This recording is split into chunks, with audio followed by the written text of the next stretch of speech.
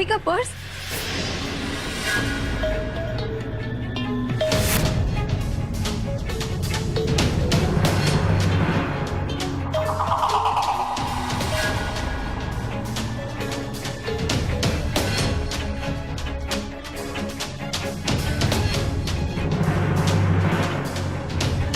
देखो देखो इसमें पैसे है क्या?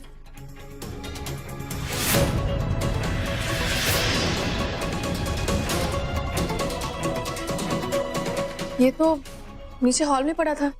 मम्मी जी की नजर पड़ी तो पता चला ये आस्था भाभी का है। कुछ कहना चाहते हो बेटा आप?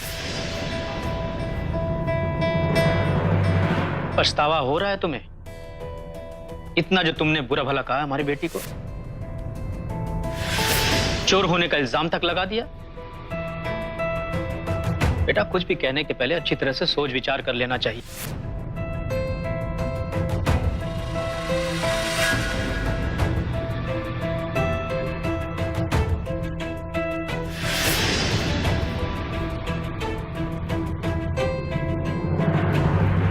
अरे भाई साहब, वृंदा जी,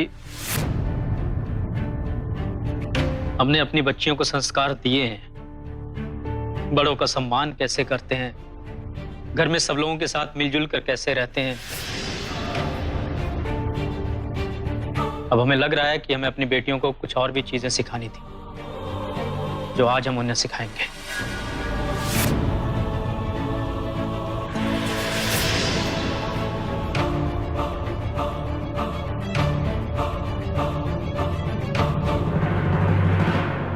बेटा, चोरी अपने आप में जुर्म तो है, लेकिन अगर आपने चोरी ना की हो और फिर कोई इल्जाम लगाए तो चुपचाप उसे बर्दाश्त करना उससे भी बड़ा जुर्म है।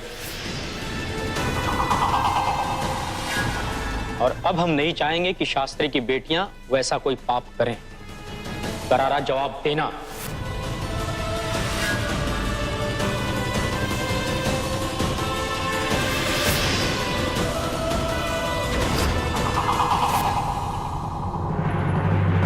शास्त्री जी, आप खामखा में बात को बढ़ा रहे हैं। पैसे मिल गए ना, बात खत्म।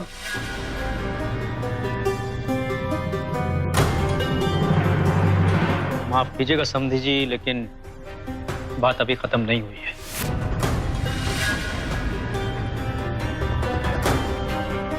आपकी बहू इतना कुछ कह गई, चोरी होने का इल्जाम तक लगा गई हमारी बेटी पर, लेकिन घर का बड़ा होने के नाते आपने एक शब्द भी उसे नहीं कहा। और अब जबकि बात खुल गई है, पर्स भी मिल गया है और हम उसे सच्चाई बता रहे हैं, तो आपको लग रहा है ये जरूरी नहीं है?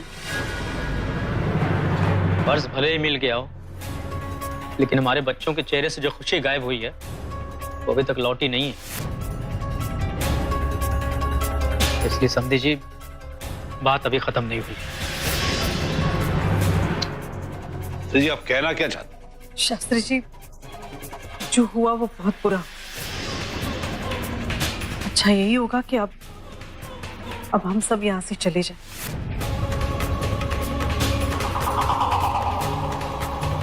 और जितनी जल्दी हो सके इस चीज को भूल जाएं। शास्त्री जी को क्या हो गया? मुझे नहीं पता था, इनके मुंह में भी जुबान है।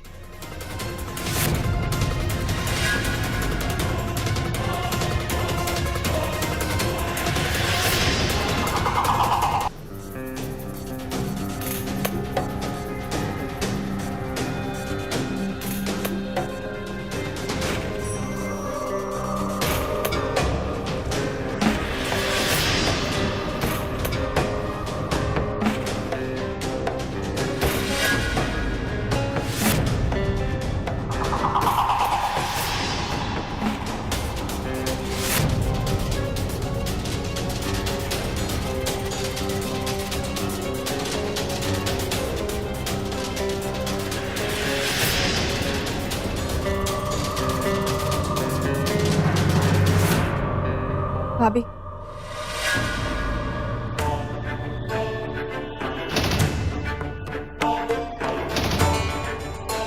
हमें इस बैग के साथ एक और चीज भी मिली।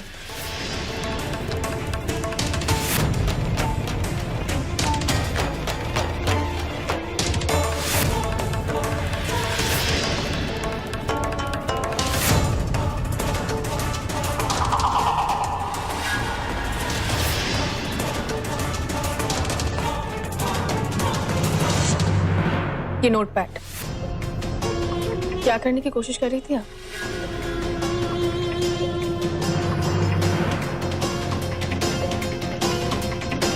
देखिए भाभी, आपने पहले भी हम बहनों की जिंदगी में प्रॉब्लम डालने की कोशिश की थी।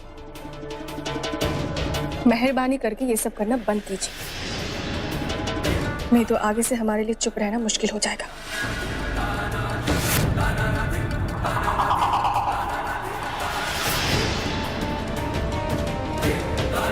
बस इतना ही कहना था।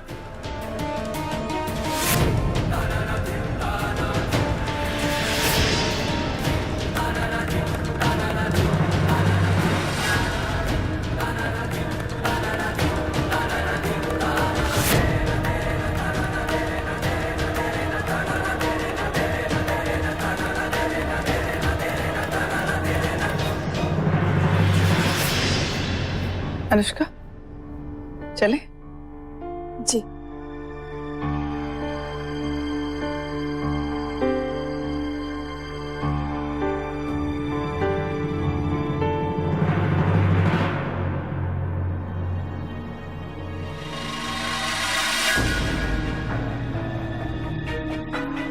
अनुष्का,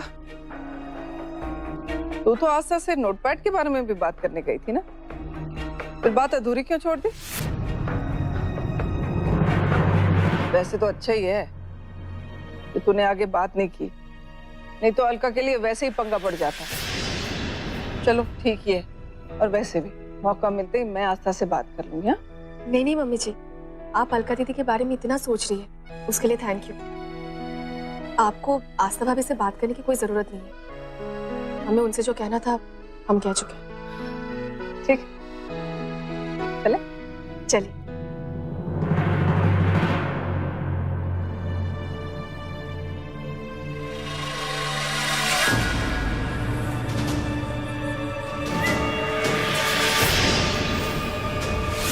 अनु, जी मम्मी जी। एक बात बता, जब वो नोटबुक मिली थी सबसे पहले तूने मुझे क्यों देखा था?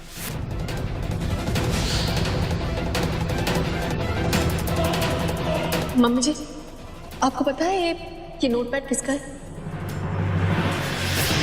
जी, तुझे मुझ पर शक था ना?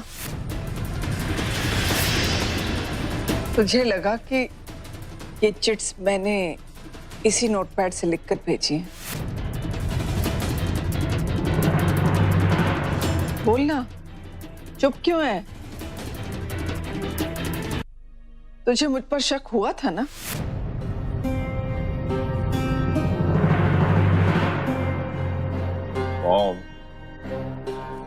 आप लोग अभी भी चिट्स के बारे में बात कर रहे हो?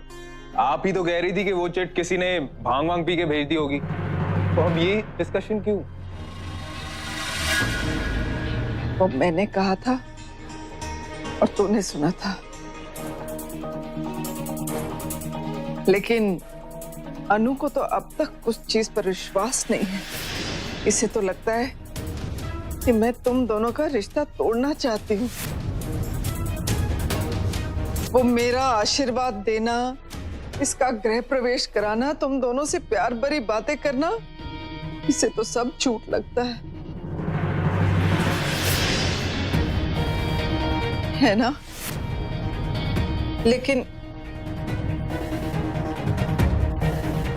कोई क्या कर सकता है? इसमें तेरा कसूर नहीं है अनु, कसूर तो मेरा है।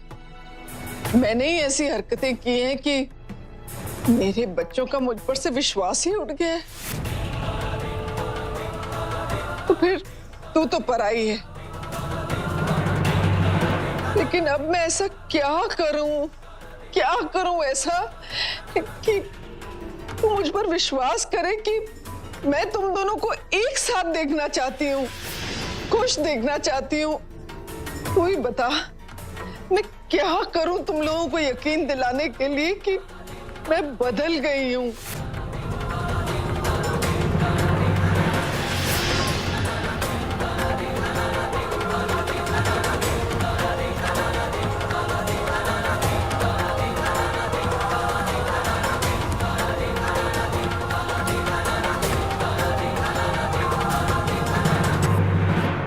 आई am really sorry mummy ji.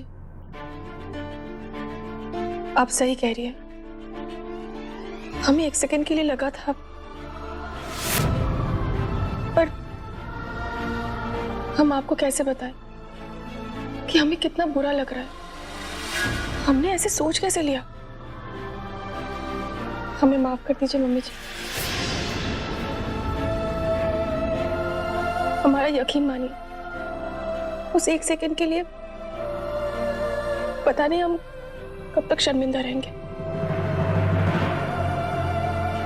Mom, आप एक काम करो, सजा दो इसे।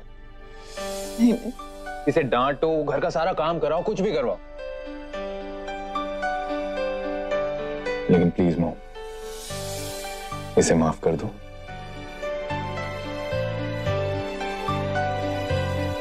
Please mom.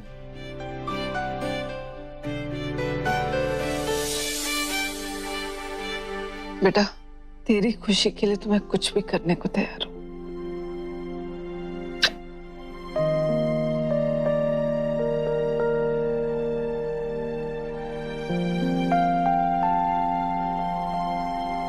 I am sorry mummy ji.